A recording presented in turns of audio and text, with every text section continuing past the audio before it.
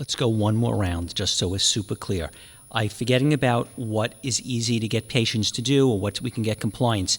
For people that just want to know flat out, if they go to Whole Foods Market or anywhere place, and there's a big bin, and there's all the nuts and seeds and grains, and and they're going to cook it in the wheat berries or the barley or the oats, are these healthful foods? Should they be eating them? What are we saying? We're saying they're not as good as quinoa, but they're still very good. Like, in terms of a person who wants to eat wheat, barley, and oats as a regular part of their diet, are we saying that these are, reasonably healthful things, just not as ideal as teff? Or are we saying that they're actually, for a non-celiac person, what are we saying? One more time.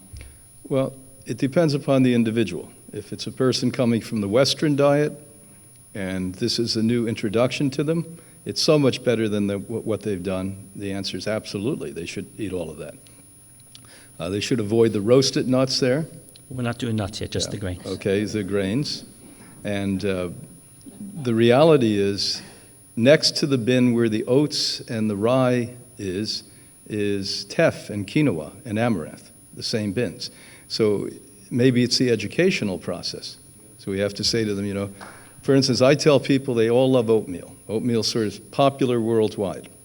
I say, have you ever tasted teff? It tastes just like oatmeal, but it doesn't have the acidity that the oatmeal has, etc. And most of the people that I've worked with come back and say, boy, that's delicious. It's actually sweeter. Now, not everyone's going to do it. So would it be better to have a whole oat than it would be the bacon they used to eat? You bet. So, yeah, and you want superior nutrition. So you have to go organic, because the way that we cultivate grains when it's not organic is you don't get the nutrition that you're looking for. So the first thing is go for organic grains when you shop next time. I'll just respectfully disagree with that for a couple of reasons. In addition to getting people to listen to us, we have to get them to be able to afford it. And buying organic food is out of the realm of possibility for a lot of the people who are coming to us for advice. I also would point out the research, Dr. Esselstyn has 31-year data on his patients. Dr. McDougall published a study with 1,700 of his patients. Swank followed his patients for 34 years. Barnard's published his studies. Time and time again, no requirement to eat organic food. Now, I buy it whenever I can. My circumstances allow me to do it. Availability and cost are an issue, but really the studies have not shown that you have to eat organic food in order to accomplish the health improvement that we're looking for, reverse type 2 diabetes, reverse heart disease, that sort of thing. I've worked in food deserts. I've set up programs for people in environments where they don't have access to anything but McDonald's and KFC and all that. And to tell them they have to find something, a more super grain is not going to be feasible, and it's not going to be attractive. And I worked with a lot of people also in different populations that travel a lot and are in hotels and around in small towns around America and out of the country. And for the vast majority of people, oatmeal is readily available, and it's a wonderful food. Anything that they could find that's going to help support them, I want them to do that. So I'd rather people see the accessibility, see it as affordable, because that's another huge myth about plant-based diets, that they're not affordable, and making it as accessible as you can is ideal. And also there's a great study about organic.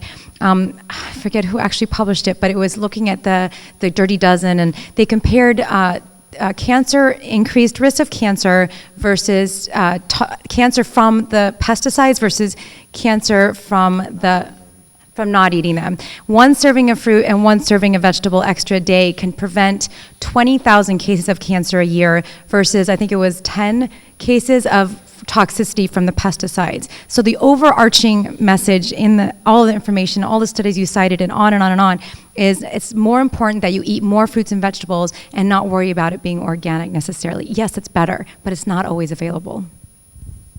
Yeah, so personally, I only buy organic. I can't eat, just the concept of the way we farm and stuff now bothers the hell out of me, both what we're doing to the soil and what's on that food. But back to science. Stanford study took organic versus non-organic, tested everything you could in the lab. It had the same nutritional value. whether it came from organic, not organic. Now, the non-organic did have more pesticides. And so who wants to eat pesticides? But, you know, Dr. Greger was saying it on that movie yesterday that we were watching. Our patients are coming, look, when you look at you should spend a day with me in clinic and look at the food logs, because we're all healthy, like we're worried, is it GMO, is it organic, is it TEF, or is it Oats? And my patients, or is it McDonald's, or is it Burger King? And so I just want my patients to freaking stop eating that stuff. And if I tell them that, you know, this kind of crazy stuff, and they don't even know. I mean, seriously, they don't. When I say quinoa, they look at me like, "What the hell is quinoa?" and so I just have to temper it. And so I've got to do what's available now.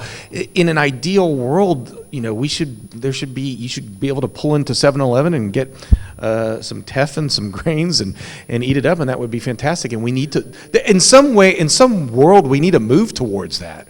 And so I hate to say just eat the lesser. The other thing I don't like too is the food calculus. Like, you only need to eat superfoods all the time, and this superfood is better than that superfood, so eat this all the time. I just don't think that's necessarily out there. So I think oatmeal is like my biggest go-to meal for my patients.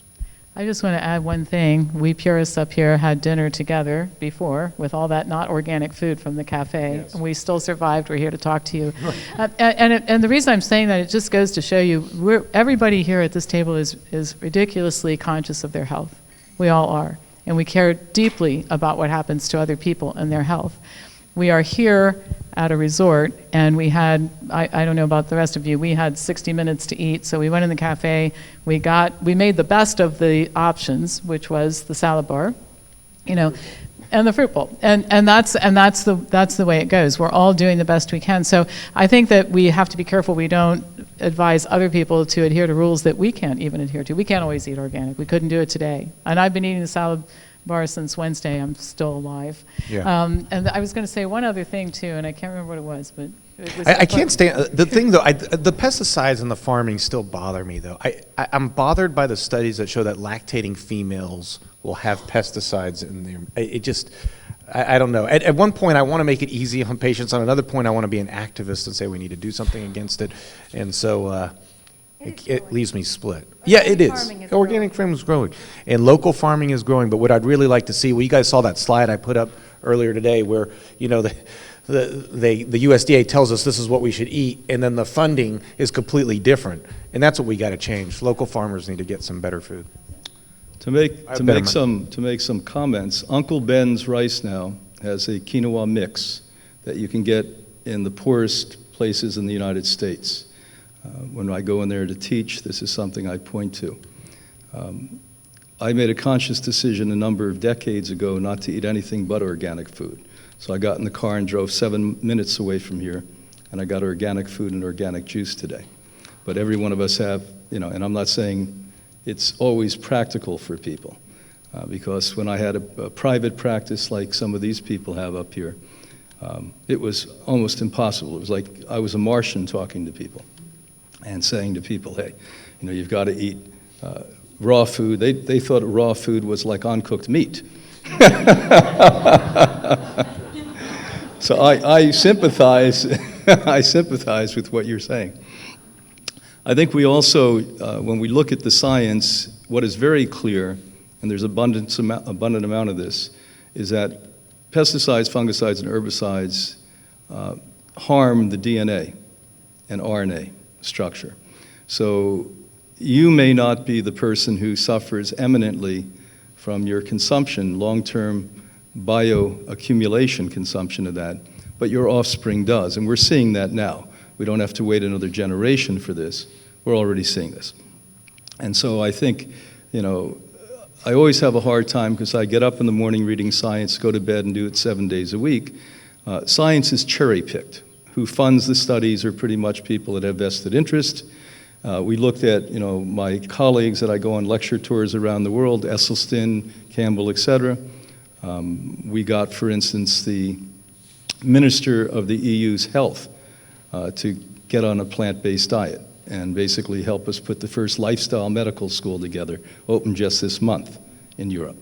And all of these men are telling me when we're spending weeks together traveling that they have to be very, very simple in what they approach, and they have to look at one thing. Like, if all I did is work with heart disease and diabetes, I would have quit years ago, because it's boring.